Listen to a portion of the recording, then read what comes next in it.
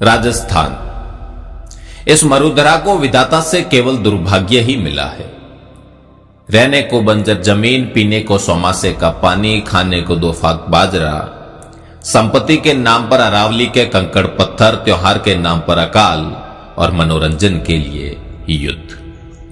दुर्भाग्य की ब्याहता ये धरती कभी अपने दुर्भाग्य पर रोई नहीं। यहां के लोगों ने इसे ही अपना सौभाग्य समझकर इन कंकड़ पत्थरों के लिए आगे आकर अपने शीश दिए हैं, जिसके कारण कभी शेरशाह सूरी गिरी सुमेल युद्ध में कहता है कि मैं मुट्ठी भर बाजरे के लिए हिंदुस्तान की बादशाहत खो देता। राजस्थान की भूमि वो भूमि है जहां पर ऐसा कोई फूल नहीं उगा जो राष्ट्रीय वीरता और त्याग की सुगंध से भरकर ना झूमा हो।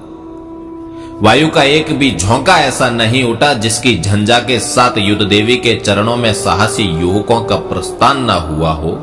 मिट्टी का ऐसा कोई कण ना हुआ जिसने रक्त का भोग ना लिया हो, और राजपूतों का ऐसा कोई कुटुंब ना हुआ जिसमें किसी सती और जुंजार की पूजा ना होती हो।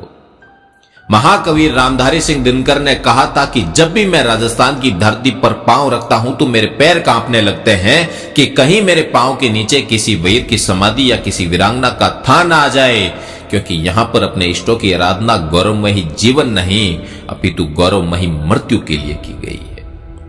बिरले लोगों की बिरली ही जौहर गाताई होती है।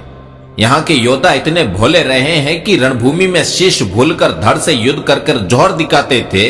वीरता और पराक्रम में ऐसे बिरले उदाहरण संपूर्ण विश्व में कहीं और नहीं मिलेंगे।